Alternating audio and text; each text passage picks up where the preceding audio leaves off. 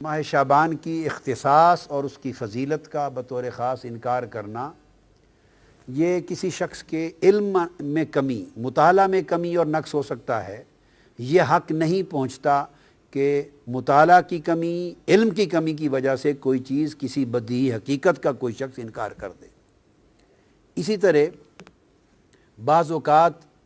بعض لوگ، بعض سپیکرز، بعض سکولرز، بعض تبلیغ کرنے والے، خطاب کرنے والے بے دھڑک کہہ دیتے ہیں کہ شب برات کی کوئی حقیقت نہیں ہے، اور 15 شعبان معظم یعنی شعبان کے نصف شب کی، جو نصف شعبان کی اس مبارک رات کی کوئی فضیلت، کوئی اہمیت اور کوئی تخصیص نہیں ہے، بے دھڑک بیان کر دیتے ہیں کہ یہ بھی سراسر زیادتی، اسلام پر زیادتی اور اپنی جہالت پر پردہ ڈالنے کے مترادف ہے۔ حضور علیہ السلام نے فرمایا کہ آدھا علم ہے اپنی لا علمی کا اقرار کر لینا۔ اگر کسی کے علم میں ایک چیز نہیں ہے اور وہ کہے کہ میرے مطالعہ میں نہیں گزری، تو یہ بڑی تقویٰ کی بات ہے، اچھی بات ہے۔ اہل علم کا شیوا ہے کہ یوں کہے کہ میرے علم میں نہیں آئی، میرے مطالعہ میں نہیں آئی۔ یہ حق نہیں پہنچتا کہ کہے اس کی کوئی حقیقت نہیں۔ حضور علیہ السلام نے فرمایا، اور یہ سنن نسائی میں ہے، جس میں آقا علیہ السلام نے فرمایا اس مہینے میں اعمال اٹھائے جاتے ہیں اللہ کے حضور ماہ شعبان میں، اور میں مسلسل روزے اس لیے رکھتا ہوں کہ میں محبت کرتا ہوں کہ میرے اعمال ماہ شعبان میں اللہ کے حضور پیش ہوں تو میں صائم ہوں، یعنی روزہ دار ہوں۔ اسی ضمن میں اگلی حدیث پیش کر رہا ہوں، جسے مسند ابو یعلا میں امام ابو یعلا نے روایت کیا ہے، اور ایسی سند کے ساتھ کہ جو سند متعون نہیں ہے، جس پر تان نہیں ہے جس سند پر،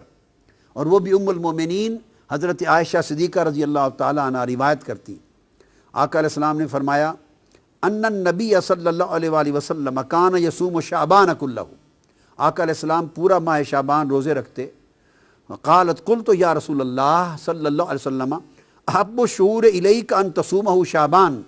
سارے مہینوں سے زیادہ روزے رکھنے کے اعتبار سے رمضان کے بعد آپ کو ماہ شعبان اتنا کیوں پسند ہے، اتنا محبوب کیوں ہے؟ یہاں آقا علیہ السلام نے دوسرا جواب دیا، یعنی ماہ شعبان کی دوسری فضیلت بیان فرمائی۔ فرمایا ان اللہ یکتب فیہ علی کل نفس میتۃ تلک السنۃ فاحب ان یاتینی اجلی وانا صائم۔ فرمایا کہ اے عائشہ، اس مہینے ہر وہ شخص میتہ، ہر وہ شخص جو مرنے والا ہے، جس پر موت آنی ہے، ہر مرنے والے شخص کی اس سال میں اللہ تبارک و تعالی وہ شخص لکھ دیا جاتا ہے۔ یعنی جس شخص کی 15 شعبان معظم کے بعد، اس مہینے کے بعد اگلے سال کے ماہ شعبان تک جس شخص کے لیے موت مقدر کر دی گئی ہے، لکھ دی گئی ہے، اور ملک الموت نے اس کی روح کو اگلے سال میں آ کے قبض کرنا ہے، آقا علیہ السلام نے فرمایا تو اس سال میں یہ لکھ دیا جاتا ہے کہ یہ لوگ ہیں جن کی روح اس سال میں قبض کی جائے گی۔ آقا نے فرمایا فَأُحِبُّ أَن يَأْتِيَنِي أَجَلِي وَأَنَا صَائِمٌ، تو میں چاہتا ہوں کہ میری اجل جب آئے، یعنی میری اجل کا وقت جب لکھا جائے تو میں اس وقت روزے کی حالت میں ہوں، میں پسند کرتا ہوں اس بات کو۔ تو آقا علیہ السلام نے اس کی ایک اور فضیلت بیان کی، اور امام ترمذی نے حضرت انس بن مالک رضی اللہ تعالیٰ عنہ سے اپنے اسناد کے ساتھ روایت کی۔ آقا نے فرمایا کہ افضل صوم بعد رمضان شعبان لتعظیم رمضان، کہ رمضان کے بعد سب سے افضل روزے شعبان کے ہیں، اس لیے کہ شعبان کی تعظیم رمضان کی وجہ سے ہے، یا شعبان کی فضیلت رمضان کی وجہ سے ہے۔ اب ان دو حدیثوں کے بعد میں اس وقت نصف شب رمضان کے موضوع پر ترمذی شریف کی طرف آ رہا ہوں۔ صحیح بخاری اور صحیح مسلم سے عمومی شعبان کی فضیلتیں بیان ہو چکی، اب صحیح سیاہ ستہ کی معتبر کتاب جامع ترمذی، سنن ترمذی، اس کی طرف آ رہے ہیں۔ اس کا باب 39۔ اب وہ لوگ اس پر توجہ کریں جن کا یہ خیال ہے کہ شب برات کا اور 15 شب شعبان کا کوئی وجود، کوئی حقیقت اور کوئی فضیلت اور کوئی تخصیص نہیں ہے۔ انہیں چاہیے کہ کتب حدیث کھول کے پڑھیں، یا اساتذہ کے پاس، شیوخ کے پاس زانو تلمذ طے کریں قبل اس کے کہ وہ جھوٹے فتوے جاری کریں جہالت پر مبنی۔ باب 39 امام ترمذی نے باب قائم کیا ہے، باب ما جاء فی لیلۃ النصف من شعبان، 15ویں شب شعبان کی فضیلت میں باب قائم کیا امام ترمذی نے، اور عنوان ہی یہ شب نصف شعبان قائم کیا اس عنوان کے ساتھ۔ اور آگے پھر امام ترمذی نے حدیث نقل کی ہے، جس حدیث کی راوی پھر ام المومنین حضرت عائشہ صدیقہ رضی اللہ تعالی عنہا ہیں، اور ان سے روایت کیا ہے حضرت عروہ نے، عن عروہ عن عائشہ رضی اللہ تعالی عنہا قالت فقدت رسول اللہ صلی اللہ علیہ وآلہ وسلم لیلۃ فخرجت فاذا هو بالبقیع۔ اب یہاں دو باتیں ثابت ہوں گی۔ ام المومنین عائشہ صدیقہ رضی اللہ تعالیٰ عنہ فرماتی ہیں اس 15 شعبان کی رات تھی، جسے ہم شب برات کہتے ہیں، یہ 15 نصف شعبان کی رات تھی۔ میں نے اچانک رات کو دیکھا کہ آقا علیہ الصلوۃ والسلام اپنے بستر مبارک پہ آرام فرما نہیں تھے۔ جب میں نے دیکھا کہ بستر پہ آرام فرما نہیں ہیں تو میں فوراً گھر سے نکل پڑی آپ کی تلاش میں۔ جب تلاش میں نکلی تو فیضا ہوا بالبقیع، میں نے آقا علیہ السلام کو جنت البقیع یعنی بقیع کے قبرستان میں پایا۔ یہاں سے دو باتیں ثابت ہوئیں، ایک امام ترمذی کا 15 شعبان کی شب کے عنوان سے پورا باب قائم کرنا،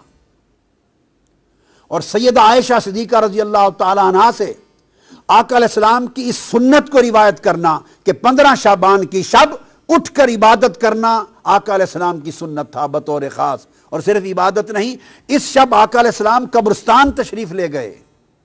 جنت البقیع میں تشریف لے گئے، تو دو سنتیں ثابت ہوئی۔ بعض لوگ اس مغالطے میں بھی مبتلا ہیں، اور میں نے پڑھا ہے بعض اخبارات میں، بعض لوگوں نے کہہ دیا کہ قبرستان جانا اور فاتحہ کرنا بھی اس رات میں کہیں ثابت نہیں ہے۔ تو دیکھیے یہ سنن ترمذی کے باب سے ثابت ہے،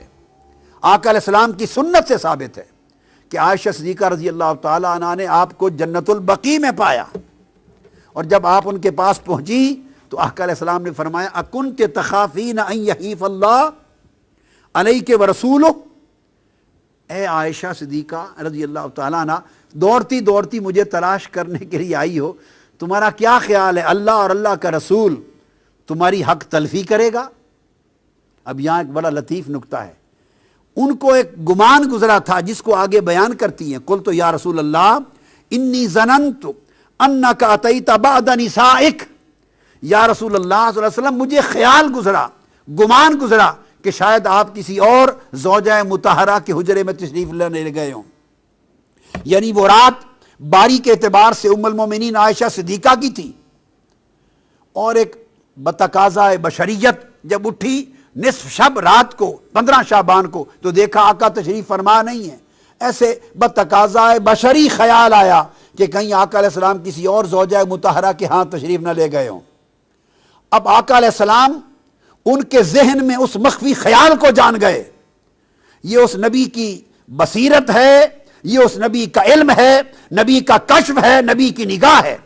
کہ وہ کس خیال کے پیش نظر وہ تلاش کر رہی ہیں۔ تو آپ نے فرمایا ایک تو جان گئے، دوسرا فرمایا کیا تیرا خیال ہے کہ اللہ اور اللہ کا رسول وہ تمہاری حق تلفی کریں گے؟ یعنی اٹھے آقا علیہ السلام تھے، تلاش حضور کی ذات کی ہو رہی تھی، مگر آقا علیہ السلام نے ان کا گمان جو آقا علیہ السلام کے بارے میں تھا اس پر اللہ کا اسم شامل کر کے فرمایا کیا تیرا خیال ہے کہ اللہ اور اللہ کا رسول حق تلفی کریں گے؟ یہ نہیں فرمایا کہ رسول حق تلفی کرے گا، نہیں، بلکہ فرمایا کہ اللہ اور اللہ کا رسول ایسا کریں گے۔ اشارہ اس امر کی طرف تھا کہ رسول کا ہر عمل وہ رسول کا نہیں ہوتا، وہ اللہ کا عمل تصور ہوتا ہے،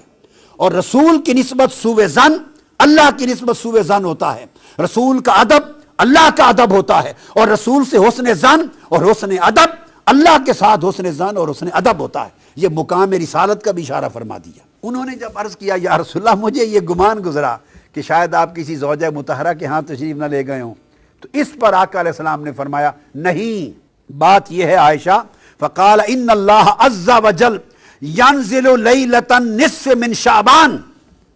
کہ جب شعبان کی 15ویں کی رات آتی ہے تو اللہ تبارک و تعالی الی السماء الدنیا، آسمان دنیا کی طرف ایک خاص شان کے ساتھ نازل ہو جاتا ہے۔ اب آپ دیکھیے یوں تو آسمان دنیا کی طرف ہر رات کے پچھلے پیر نازل ہوتا ہے، تو تو جب نصف شعبان کی رات کی تخصیص فرمائی تو اس کا مطلب ہے اس رات کسی اور شان کے ساتھ، بڑی عظیم مغفرت کے اعلان کے ساتھ، عظیم رحمتوں کے اعلان کے ساتھ، عظیم عطا اور سخا کے اعلان کے ساتھ اتر آتا ہے فَيَغْفِرُ لِأَكْثَرَ مِنْ عَدَدِ شَعْرِ غَنَمِ كَلْبٍ۔ تو ایک قبیلے کا ذکر کیا جن کے پاس بہت بکریاں ہوتی تھیں، فرمایا وہ قبیلہ جس کے پاس دنیا میں سب سے زیادہ بکریاں ہیں، ان بکریوں کے اوپر جتنے بال ہیں ان بالوں سے بھی بڑھ کر اس رات اللہ میری امت کی بخشش فرما دیتا ہے۔ اس لیے اس کو شب برات کہتے ہیں کہ اس رات دوزخ سے آزادی ہوتی ہے، برات ہوتی ہے، بخشش کا اللہ کی طرف سے اعلان ہوتا ہے۔ اور اس کے بعد امام ترمذی روایت کرتے ہیں وفی الباب عن ابی بکر الصدیق، اسی باب میں اسی موضوع پر یہ حدیث سیدنا ابو بکر صدیق رضی اللہ تعالیٰ عنہ نے بھی روایت کی ہے۔ تو 15 شعبان کی رات کی اہمیت حضور کی سنت سے ثابت ہوئی، سیدنا صدیق اکبر کی روایت سے ثابت ہوئی، اور ام المومنین حضرت عائشہ صدیقہ رضی اللہ تعالیٰ عنہ کی روایت سے، جسے امام ترمذی نے مستقل باب قائم کر کے بیان کیا۔ سنن ابن ماجہ اس کا باب سن لیجئے، باب ما جاء فی لیلۃ النصف من شعبان، 15ویں شعبان کی رات کے بارے میں بیان، یہ امام ابن ماجہ نے روایت کیا، اور یہ روایت کرتے ہیں سیدنا علی ابن ابی طالب رضی اللہ تعالی عنہ سے، اب وہ راوی ہیں۔ سیدنا مولا علی مرتضیٰ روایت کرتے ہیں قال قال رسول اللہ صلی اللہ علیہ وآلہ وسلم اذا کان لیلۃ النصف من شعبان، اب وہاں حضور علیہ السلام کی سنت کا بیان تھا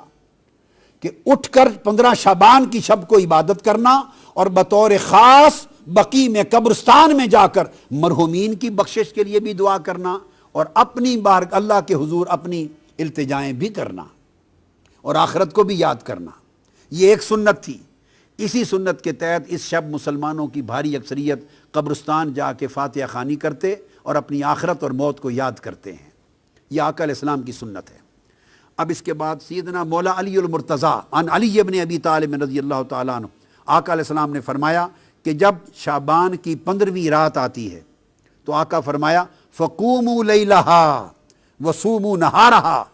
جب 15ویں شعبان کی شب آئے، شب برات، تو لوگوں اس رات قیام کیا کرو، نوافل پڑھا کرو، عبادت کیا کرو، اور اس کے دن کو یعنی 15ویں شعبان کے دن کو روزہ رکھا کرو۔ کیوں؟ پھر آقا علیہ السلام نے سبب بیان کیا، فرمایا فَإِنَّ اللَّهَ يَنزِلُ فِيهَا لِغُرُوبِ الشَّمْسِ إِلَى سَمَاءِ الدُّنْيَا۔ اب فرق یہ ہے، ہر رات اور 15ویں شعبان کی رات میں فرق یہ ہے، ہر رات اللہ تعالیٰ نصف شب کے بعد جب آخری حصہ رات کا ایک تہائی رہ جاتا ہے تو آخر شب اپنا نزول اجلال فرماتا ہے، نزول رحمت فرماتا ہے، اور اس وقت آسمان دنیا پہ آ کے بندوں کی بخشش کے لیے ندا فرماتا ہے، یہ آخر شب ہے۔ اور 15 شعبان کی رات کی خصوصیت یہ ہے، آقا نے فرمایا ینزل فیہا لغروب الشمس الی سماء الدنیا، کہ ادھر سورج غروب ہوتا ہے 14ویں شعبان کا، تو غروب آفتاب کے ساتھ ہی اللہ تعالیٰ آسمان دنیا پر اپنی شان قدرت کے ساتھ نزول اجلال فرماتا ہے، اور طلوع فجر تک اللہ تعالیٰ انسانوں کے قریب آسمان دنیا پر آ کر لوگوں کی بخشش و مغفرت کا سامان فرماتے رہتے ہیں۔ فَيَقُول، اور اللہ پاک فرماتا ہے أَلَا مِن مُسْتَغْفِرٍ لِّي